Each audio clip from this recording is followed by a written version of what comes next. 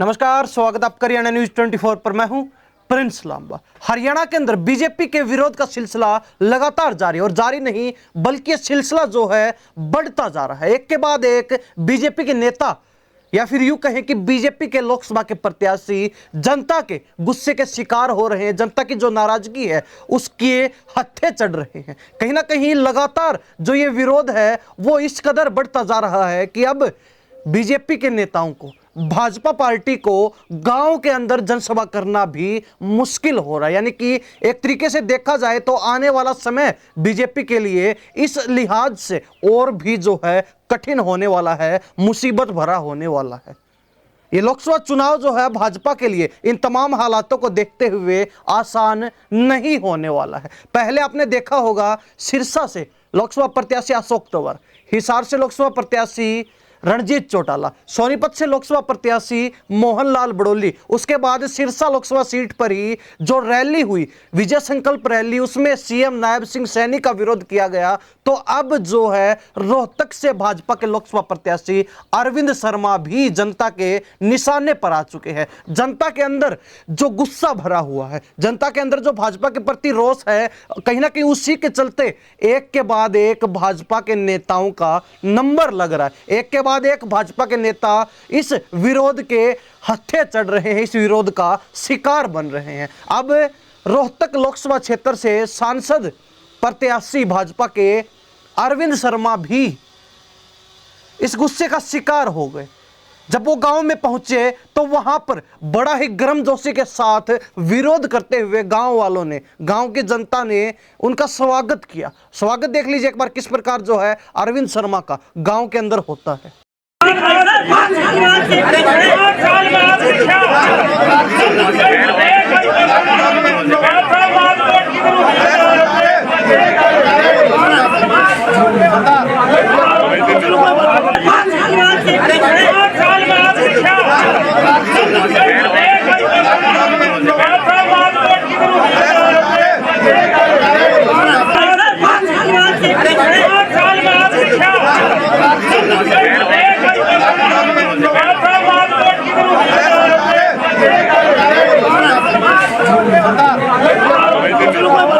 तो देखा आपने किस प्रकार जो गांव के अंदर अरविंद शर्मा का किस कदर गर्मजोशी के साथ गांव वालों ने स्वागत किया है। यह मामला है रोहतक लोकसभा क्षेत्र के अंतर्गत आने वाले रेवाड़ी जिले की कोसली विधानसभा क्षेत्र का, यानी कि अहिरवाल की एक ऐसी विधानसभा जहां से 2019 में जब लोकसभा चुनाव हुआ तो रोहतक सीट पर जो भाजपा की जीत दर्ज हुई थी उसमें सबसे अहम रोल था। यानी कि 2019 में जब अरविंद शर्मा ने बीजेपी के प्रत्याशी के तौर पर लोकसभा का चुनाव लड़ा तो उस समय कोसली विधानसभा क्षेत्र एकमात्र ऐसा विधानसभा क्षेत्र था, ऐसा हलका था जहां से भाजपा को एक बहुत बड़ी लीड मिली। यानी कि लगभग 70 से 80 हजार वोटों की लीड लोकसभा चुनाव में 2019 के चुनाव के दरमियान भाजपा कोसली हलके से लेकर निकली थी और कहीं ना कहीं अंतिम समय तक दीपेंद्र हुड्डा उस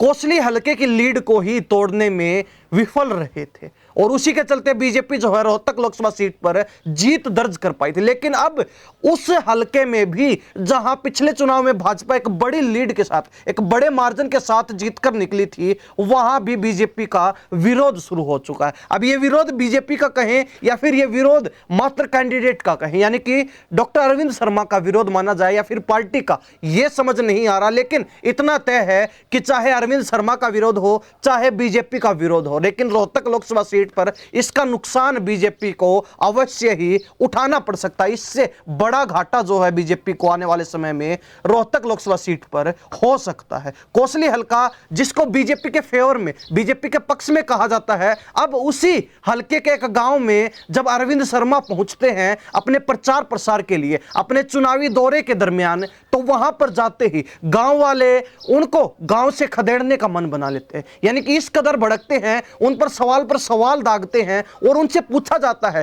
कि पिछले 5 साल के दौरान वो कहां थे, एक बार भी गांव के अंदर नहीं आए। आना तो दूर की बात, उन्होंने कभी गांव की समस्याएं तक जानने का प्रयास नहीं किया, चाहे दूरभाष के माध्यम से ही क्यों ना पूछ लेते। और देखा जाए तो कहीं ना कहीं गांव वालों का गुस्सा भी जायज है, क्योंकि जो नेता जनता के बीच चुनावी समय पर वोट की मांग करने आते हैं, वोट लेने के लिए पहुंचते हैं, लेकिन जब सत्ता हाथ लगती है, जब कुर्सी पर काबिज होते हैं, तो सत्ता के नशे में इस कदर चूर हो जाते हैं कि उनको पता नहीं चलता कि जनता ने उनको वोट देकर चुना है, लेकिन वो अपनी ही धुन में लगे रहते हैं और जनता का कोई ख्याल या ख्यास उनको नहीं रहता है। अब देखने वाली बात यह है कि अरविंद शर्मा जिनको लेकर ये सवाल उठ रहे हैं, जिन पर ये आरोप लगाए गांव के लोगों ने कि आप पिछले 5 साल के दौरान कहां थे, एक बार भी गांव के अंदर नहीं आए, यानी कि धन्यवादी दौरा करने तक आप गांव में नहीं पहुंचे, तो इसलिए लिहाज से यह अंदाजा लगाया जा सकता है कि रोहतक लोकसभा सीट के अंतर्गत आने वाली अहिरवाल की एक विधानसभा सीट कोसली, जहां पर भाजपा सोचकर चल रही थी कि 2019 में जो 70-80 हजार लगभग वोटों की लीड थी, अब की बार उस लीड को बढ़ाकर जो है 1 लाख वोटों के पार कर दिया जाए, ताकि ये लीड एक बार फिर जो है दीपेंद्र हुड्डा या फिर कांग्रेस से रोहतक सीट पर ना टूट पाए और भाजपा दूसरी बार यहां पर अपना झंडा ऊंचा कर सके, अपनी जीत दर्ज कर सके। लेकिन अब जिस कदर अहिरवाल की इस एकमात्र सीट जो कि रोहतक लोकसभा के अंतर्गत आती है, वहां पर जो विरोध देखने को मिल रहा है, भाजपा के प्रति, भाजपा के प्रत्याशी के प्रति जो नाराजगी देखने को मिल रही है, उससे यह साफ अंदाजा लगाया जा सकता है कि अब कोसली में भी भाजपा धीरे धीरे अपना जनाधार और अपनी मजबूती खोती जा रही है। और इसके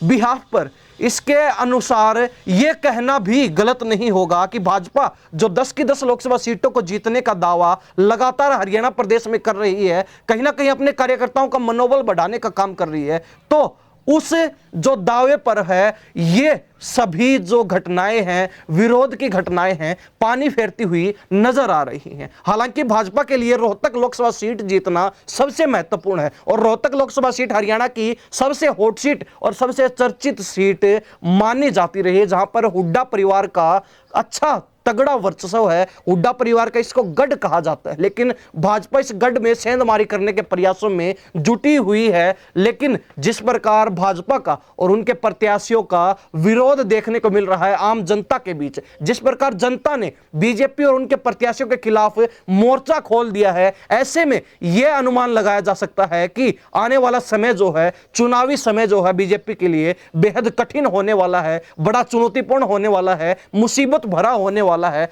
आसान जो है 2024 का चुनाव बीजेपी के लिए किसी भी सूरत में नहीं रहने वाला है। जिस प्रकार भाजपा के नेता गांव में पहुंच जरूर रहे हैं, लेकिन विरोध के चलते कहीं उनको गांव में घुसने नहीं दिया जा रहा है। अगर गांव में पहुंच जाते तो उनको जनसभा नहीं करने दी जा रही है, अपने बात नहीं कहने दी जा रही है, और ऐसे में उन पर सवाल दागे जाते हैं तो उनके पास उन सवालों का कोई जवाब भी नहीं है। उनके पास सिर्फ बचता है सवाल सुनकर और जनता, गुस्साई हुई जनता का चेहरा ताकते रहना, और फिर जो है बेचारा सा मन लिए मुंह लटकाए उस गांव से चुपचाप निकल लेना। और बहुत से गांवों में तो इस कदर जो है विरोध देखा गया, जनता के बीच इस कदर जो है गुस्सा और नाराजगी देखी गई कि बीजेपी के नेताओं को घुसने तक नहीं दिया जा रहा है। और ऐसा ही हाल बीते दिन दुष्यंत चौटाला के साथ भी नारनौद हलके के अंदर देखा गया।